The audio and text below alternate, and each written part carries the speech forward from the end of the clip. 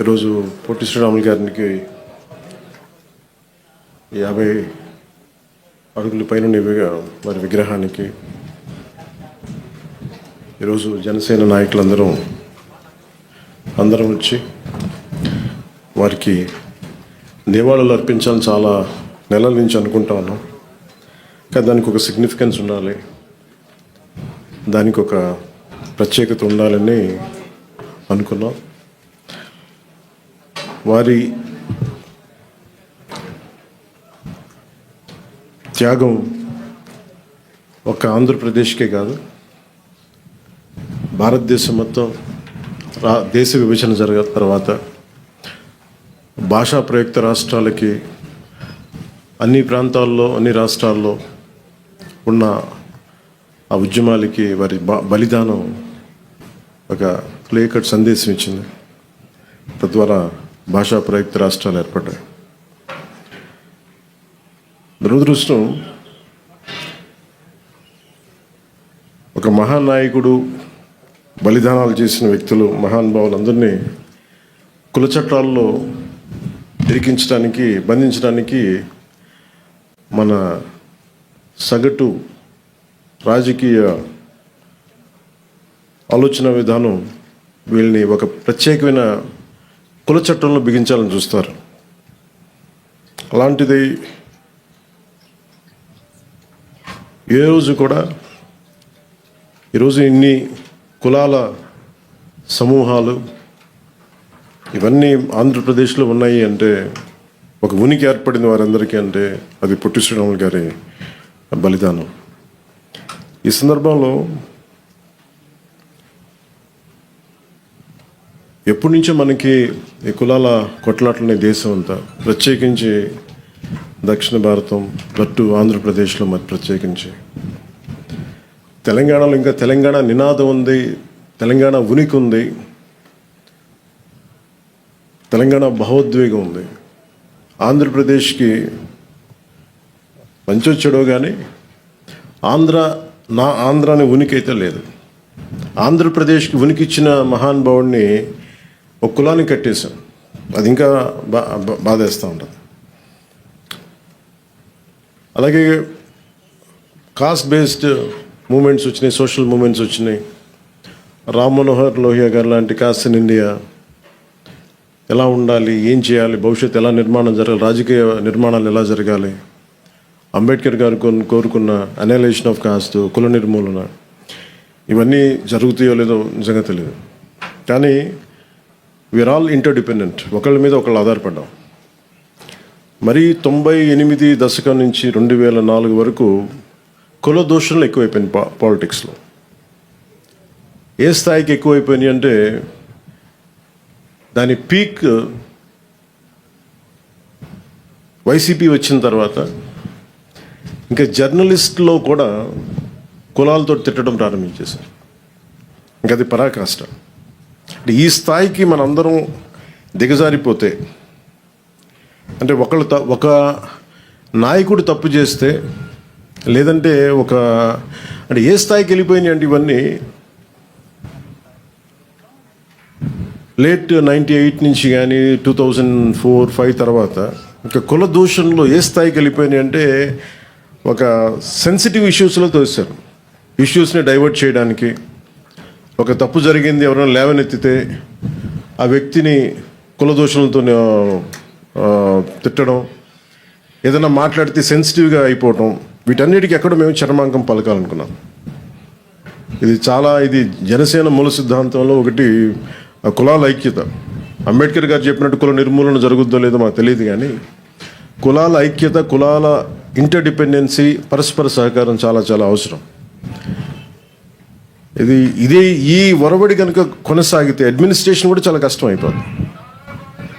ఒక వ్యక్తి తప్పు చేస్తే ఆ వ్యక్తిని నిందించాలి కానీ ఎంటైర్ కులాన్ని నిందించే పరిస్థితులు. అసలు వైసీపీ ఏ స్థాయిలో ఉంది అంటే, గతంలో చూస్తే ఒక ఎమ్మెల్సీ హత్య చేసి ఒక దళిత కులానికి చెందిన యువకుడిని హత్య చేస్తే, అది ఏ గొడవలైనా ఎన్ని పక్కన పెడితే, శవాన్ని ట్యాక్సీలో పెట్టి ప్యాక్ చేస్తే వాళ్ళని వీళ్ళు వెనకేసుకొస్తారు. అక్కడ మళ్ళీ ఒక దళిత సంఘాలు కూడా మాట్లాడడం మళ్ళీ. అలాగే డాక్టర్ సుధాకర్ గారిని కరోనా టైంలో చంపేస్తే, ఆయన్ని మానసికంగా హింసించి చంపేస్తే మళ్ళీ అక్కడ ఏ సంఘాలు మాట్లాడడం. అసలు ప్రతిదానికి కూర్చోబెట్టి సంఘాలు పెట్టుకొని సంఘాల నాయకులు బాగుపడుతున్నారేమో లేదో మాకు తెలియదు, కానీ ఆ కులాల ప్రజలు మటుకు చాలా ఇబ్బందులు పడతారు, చాలా బాధపడతారు, అభివృద్ధికి అయితే నోచుకోవట్లేదు.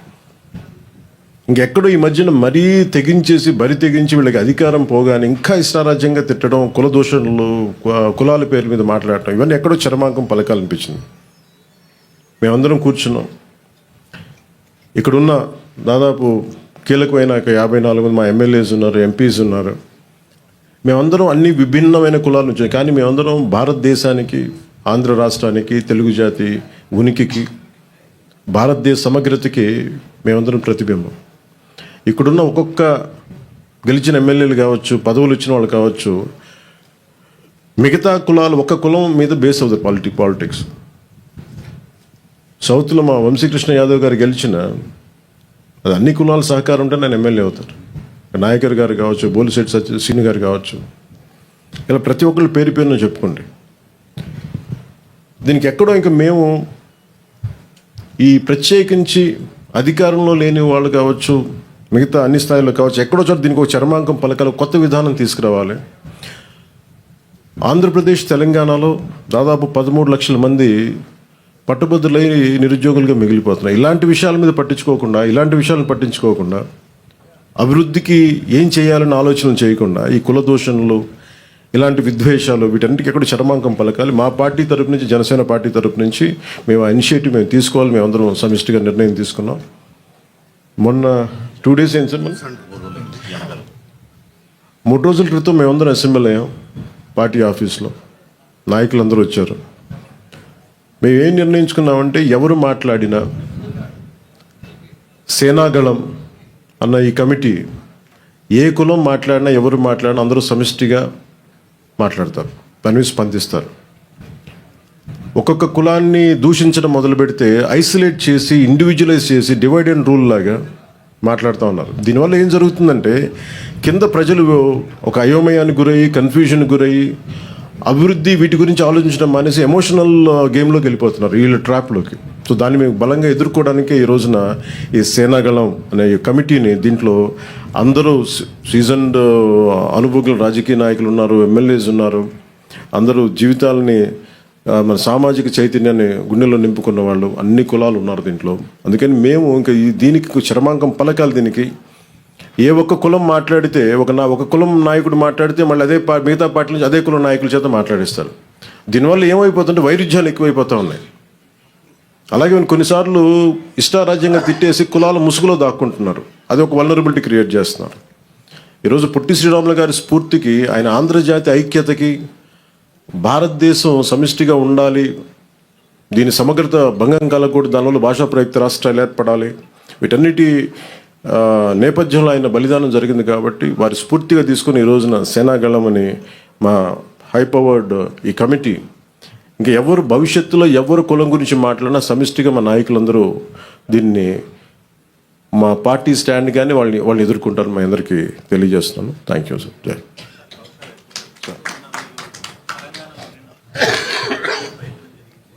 సార్.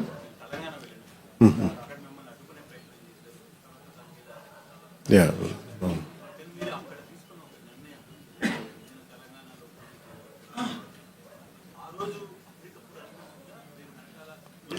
అంటే అసలు ఏముంటాయండి, ప్లాన్స్ ఏముంటాయండి అంటే, ఇది నేను నిజంగా చెప్పాలంటే అక్కడ పార్టీని కూడా నాకు జర్నలిస్ట్ కాలనీలో నిన్న కూడా చెప్పాను, జర్నలిస్ట్ కాలనీలో పార్టీ ఆఫీస్ కూడా తీసేసాను నేను.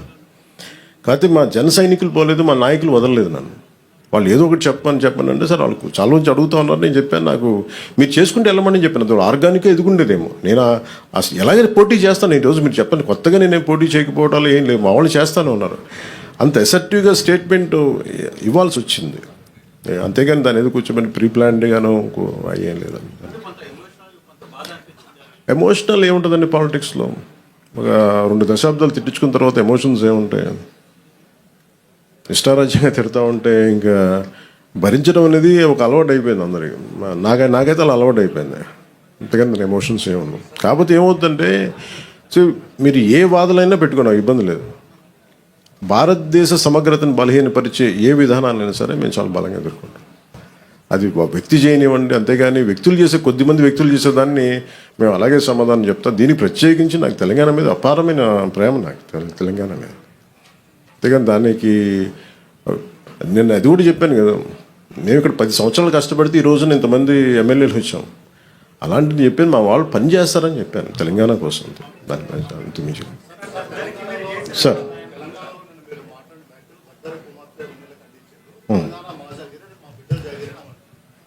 ఏదండి అది ఎవరికి మాట్లాడాను? అది తెలంగాణ ప్రజలను ఉద్దేశించి కాదు కదా. తెలంగాణ 100% భూమిపుత్రులు జాగిరే కదా, దాన్ని ఎవడు కాదన్నారు. నేను అది కాదన్నా, నన్ను అడుగు పెట్టనివ్వనన్నారు. తెలంగాణ భారతదేశంలో అంతర్భాగం కదా. నువ్వు రాకూడదు, ఇక్కడ హాస్పిటల్ ఆపరేషన్ చేయించుకుంటూ ఒక్కళ్ళు మాట్లాడచ్చు, 10 మంది మాట్లాడచ్చు. కానీ గద్దర్ గారు ఎప్పుడు ఇలా మాట్లాడలేదు. మా అజయ్ కుమార్ గద్దర్ గారి శిష్యులే కదా. ఆయన ఉస్మానియాలో చదువుకున్న వ్యక్తే కదా, రాడికల్ మూమెంట్స్లో తిరిగిన వ్యక్తే కదా ఆయన.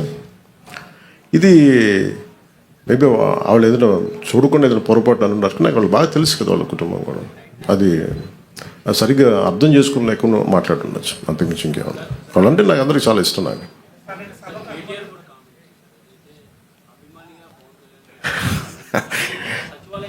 కేటీఆర్ గారు నాకు చాలా మంచి బ్రదర్ కైండ్ రిలేషన్షిప్. మా ఇద్దరికి అనేక సందర్భాల్లో కలిసాం. మా ఇద్దరికి చాలా పరస్పర ఇష్టాలు ఉన్నాయి.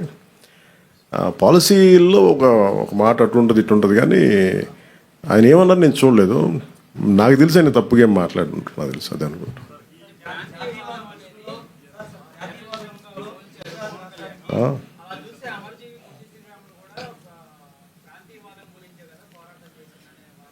అంటే మనం ప్రత్యేక రాష్ట్రం కోరుకోవటం వేరు, ప్రత్యేక రాష్ట్రం కోరుకోవటం వేరు.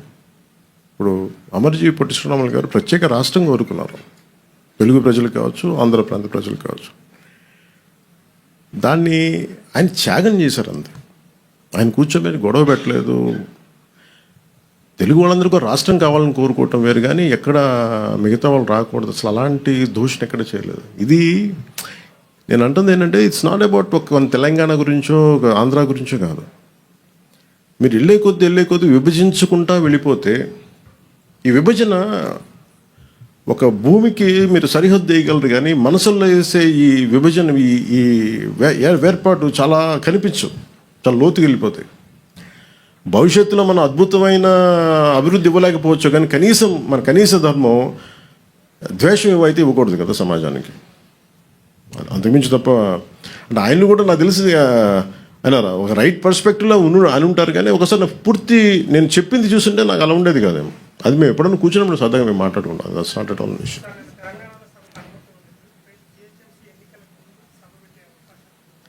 ఎంతకాలం ఆపుతారు సార్ ఎక్కడైనా సరే? ఇప్పుడు ఇలా అయితే మీరు నాకు తెలిసి తెలంగాణ అంతా కూర్చోబెట్టి, తెలంగాణ నిజంగా చెప్పాలంటే తెలంగాణ పోరాట స్ఫూర్తి చాలా ఎక్కువ. ఇప్పుడు నేను కూర్చోబెట్టి ఇక్కడున్న మా నాయకులు ఎవరు పోటీ చేయట్లేదు కదా, ఇక్కడున్న ఆంధ్ర నాయకులు ఎవరు ఎక్కడ వెళ్ళట్లేదు. అక్కడ కూర్చున్నది పూర్తి తెలంగాణ బోర్న్ అండ్ బ్రాట్, అది పూర్తి నేలబిడ్డలు, అక్కడ భూమిపుత్రులు. వాళ్ళు పోటీ చేస్తారంటే ఆపేది ఎవరండి? వాళ్ళు సభ పెట్టుకుంటారంటే ఆపేది ఎవరు? ఎంతకాలం ఆపగలరు? ఇజ్ ఇట్ యాంటీ కాన్స్టిట్యూషనల్ కదా. ఈవెన్ తెలంగాణ పోలీసు కూడా అదే చెప్తారు కదా, ఒకరోజు ఆపగలరు, 2 రోజులు ఆపగలరు, కానీ అన్నా తెలుసు ఎక్కడ ఆప్ చేయలేదు, జరగదు కూడా. అది ఉన్న ఏదో ఒక మేబీ ఆ సందర్భం నాకు తెలిసి ఇది ఒక్కళ్ళు కూర్చొని చేసింది కాదు, ఏదో అది చిలికి గాలి వల్ల అయిందనుకుంటున్నాను. అంతకుమించి నేను నిజంగా చెప్పాలంటే, నేను అడిగారు మన ఛానల్లో కూడా, మన కొంతమంది జర్నలిస్ట్ సోదరులు కూడా అడిగారు, ఏదైనా కాన్స్పిరసీ ఉంటుంది అంటే. ఏముంటుంది కాన్స్పిరసీ? ఏదో ఒకళ్ళు కూర్చోబెట్టి మాట్లాడి కాకపోతే దేనికి తక్కువ అంటుకుంటుందంటే, మన దేశంలో బతకడం మన హక్కు కదా. మన హక్కుని ఇప్పుడు నేను కూర్చోబెట్టి ఈరోజు ఆర్టికల్ 370 రద్దంటే, నువ్వు కూర్చోబెట్టి కాశ్మీరీ పండితులు మీరు ఇక్కడి నుంచి వెళ్ళిపోండి అంటే, అవన్నీ ఎటు తిరిగినాయి, ఎటు వచ్చినాయి? అలాంటి కొద్దిమంది మాట్లాడటం దేశానికి శ్రేయస్కరం కాదు. నాకేదో జరుగుద్దని కాదు, నాకేం జరుగుద్ది? నాకు దాని గురించి అసలు ఇబ్బంది లేదు. ద్వేషం, విద్వేషాలకి, ద్వేషాలకే ఒక ముగింపు పలకాలనే కదండి. విద్యార్థులు ఏం ద్వేషం ఉంటుంది, యువతలో ఏం ద్వేషం ఉంటుంది. ఇప్పుడు ఇందాక కలిసినప్పుడు వాళ్ళు కూర్చోబెట్టి ఇద్దరు భార్యాభర్తలు ఇద్దరు, ఒకళ్ళు నల్గొండ నుంచి, ఇంకొకళ్ళు ఇక్కడే మన గుంటూరు నుంచి. సంబంధ బాంధవ్యాలు ఉంటాయి, వ్యాపారాలు. నేను అది కూడా చెప్పాను. ఆంధ్రాకి వచ్చి ఎంతమంది 2014 నుంచి 24 దాకా, ఇప్పుడు నాకు తెలియదు కానీ నా కాంట్రాక్ట్స్ నేను చూడను, కానీ 14 నుంచి 24 దాకా ఎంతమంది తెలంగాణ కాంట్రాక్టర్స్ ఇక్కడ కాంట్రాక్టులు తీసుకున్నారు. అలాగే తెలంగాణలో ఎంతమంది ఆంధ్ర కాంట్రాక్టర్స్ అక్కడ కాంట్రాక్టులు చేశారు. నేనేమంటున్నానంటే ఇవన్నీ మీరు జరుగుతున్నప్పుడు ప్రజల మధ్య ద్వేషం దేనికని అవి తీసుకురాకండి. అంత ఒక కైండ్ ఆఫ్ రిక్వెస్ట్ అది. సార్ నాకు నిజంగా తెలియదు సార్. ప్రాబ్లం నేను నిజంగా చెప్తాను కదా, నాకు మా వాళ్ళు పోరు పెట్టి తెలియను సార్. నేను మా వాళ్ళు 12 సంవత్సరాల నుంచి అడుగుతున్నారు. నాకు తెలుసు వెళ్తే ఏదో ఒకటి అంటారు, మళ్ళీ నాకు ఎందుకులే అని చెప్పి నాకు 12 సంవత్సరాలు వెయిట్ చేసిన తర్వాత పుష్కర్ కాలం తర్వాత అంత ద్వేషం ఉండదని అనుకున్నాను. మా వాళ్ళని అడిగితే ప్రేమగా వెళ్ళాను. దానికి నాకు నిజంగా సభకి అనుమతి ఇచ్చుంటే చాలా ఈజీగా చిన్నగా అయిపోయేదేమో, నాకు అదే అనిపిస్తుంది.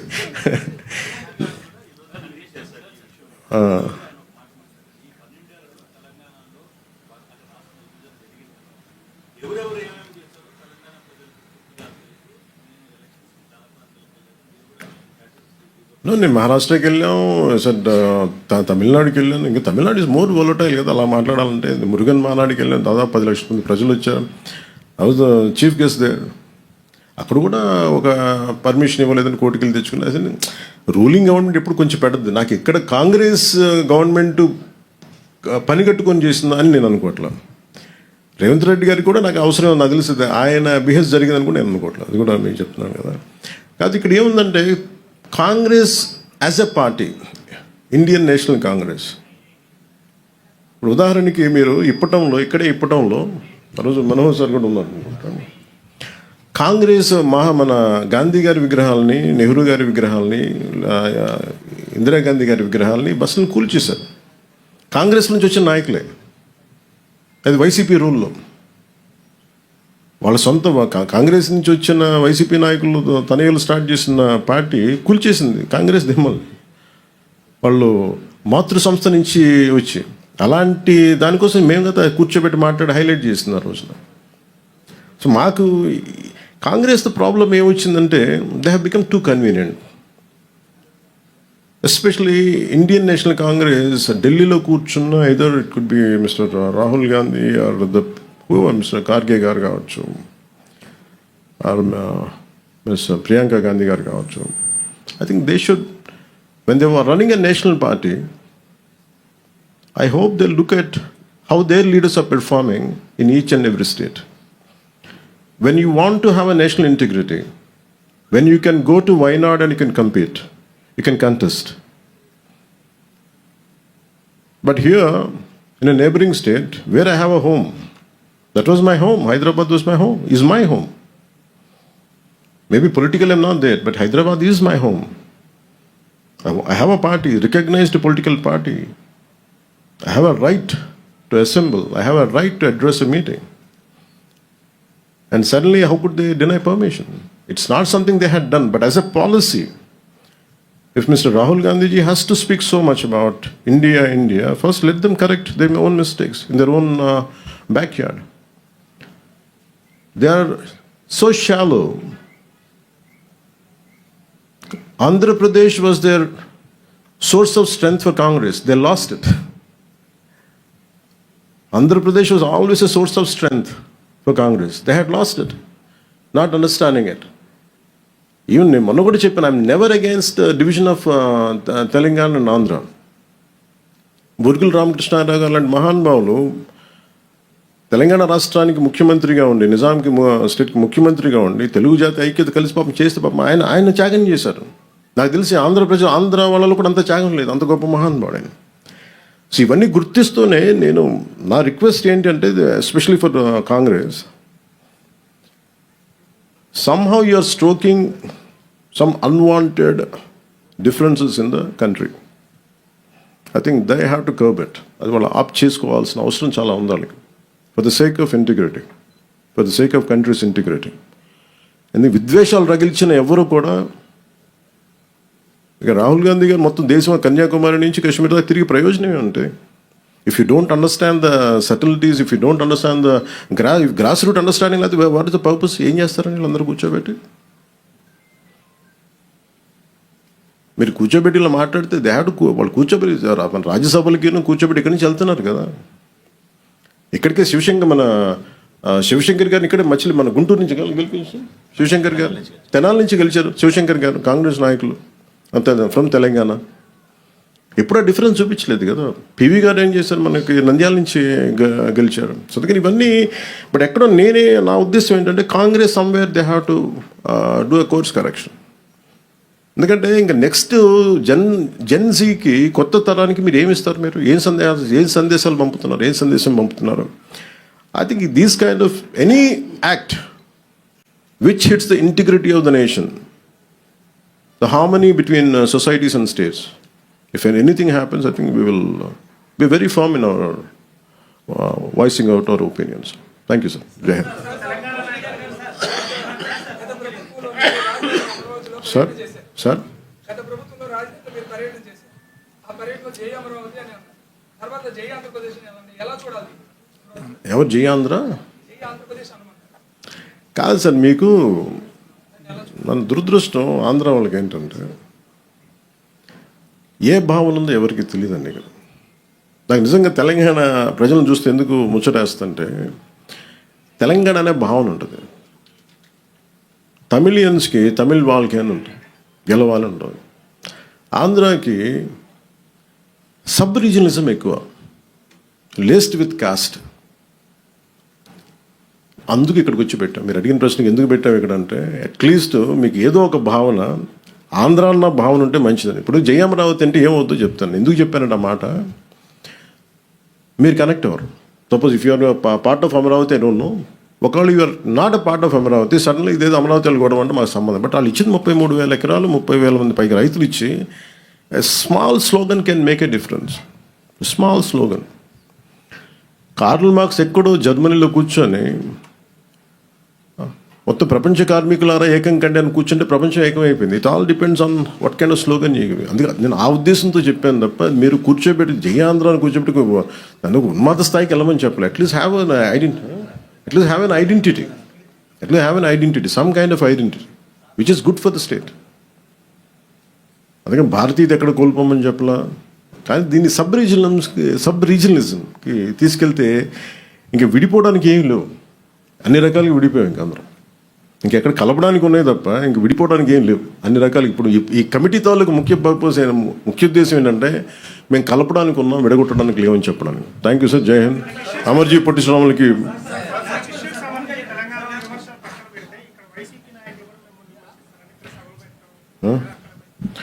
వాళ్ళు ఇలాంటి సభలు పెట్టకపోతే కదండి వాళ్ళు ఇక్కడ దాకా 11కి వచ్చారన్న. అంటే వైసీపీకి రిపీటెడ్ చెప్తున్నా, వీళ్ళు రౌడీజం చేస్తాం, గుండాగర్దీ చేస్తాం, భయపెట్టేస్తాం, నరికేస్తాం అంటే, వీటికి భయపడే వాళ్ళందరూ ఇంతమంది పాలిటిక్స్కి ఎందుకు వస్తారండి? ఆడబిడ్డలు ఎందుకు పాలిటిక్స్కి వస్తారు? రౌడీలు కానీ గుండాలకి భయపడితే there is a policy matter. మీకు నచ్చిందా పాలసీ? మీకు అమరావతి ఎంత కావాలో అంత కావాలా, 3 రాజధానులు కావాలా, అదేదో అదే చెప్తున్నాను. అదేదో నచ్చరాగా ఉంటుంది పేరేంటని. అందుకే అంటే నేను ఎంత ల్యాండ్ కావాలి అనేది అదొక ఇట్స్ ఆల్ డిపెండ్స్ ఒక్కొక్క విషయం. సో ఫైనల్లీ 2014లో ఒక డెసిషన్ తీసుకున్నారు. 30,000 ఎకరాలు, 33,000 ఎకరాలతో క్యాపిటల్ చేద్దామని చేశారు. అది కనీసం అమరావతికి పరిమితమైంది. కానీ నాకు తెలిసి ఎన్ని కిలోమీటర్లు సార్? ఒక హౌ మెనీ కిలోమీటర్లు? ఓకే, ఒక అమరావతి వరకు తీసుకుని 33,000 ఎకరాలు అనుకుంది. ఇప్పుడు ఆయన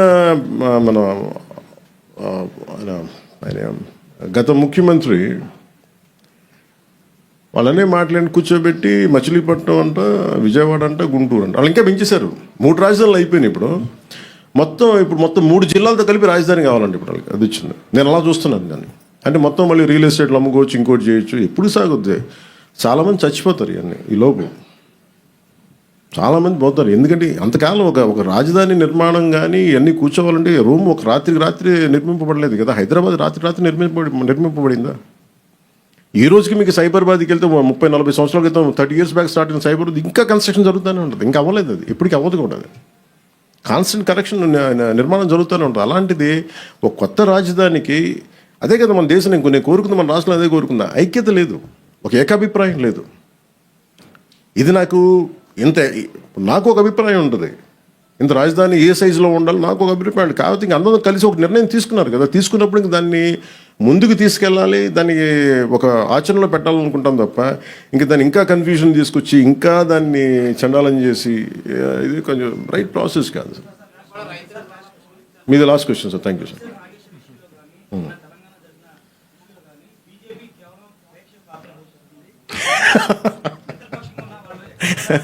అది బీజేపీ నాయకులు అడగాలి సార్, నన్ను అడిగితే నేనేం చెప్పంటారు చెప్పండి. మాట్లాడారు సార్, చెప్తున్నారు కదా. నాకు నిజంగా చెప్పాలని నాకు ఈచ్ పార్టీ కొన్ని సెన్సిటివిటీస్ ఉంటాయి, అది మనం అర్థం చేసుకోవాలి. అంటే నిజంగా అందరూ అంత నిర్భయంగానూ ఉంటే సార్ సమాజం వేరుగా ఉండేది కదా. మేబీ ఎవరి సెన్సిటివిటీస్ వాళ్ళకు ఉంటుంది, మనం అర్థం చేసుకుంటూ ముందుకు వెళ్తాం. Thank you sir. జై హింద్ సార్.